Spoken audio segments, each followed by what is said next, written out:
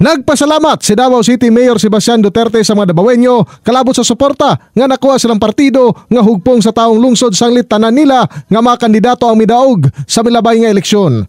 Sumala pa ni Mayor Baste, 15 midaog isip Vice Mayor sa syudad nga luyo sa gipanghatag nga ayuda sa ilang kaatbang nahimo gyapon lang mudaog sa maong piniliay kung asa mayorya nga boto ang ilang nakuha siyang amahan nga si kanhi Pangulong Rodrigo Duterte nga napili usab isip mayor sa syudad. Salamat kaayong wala mo nituo sa politikang ginapaagi lang sa kwarta.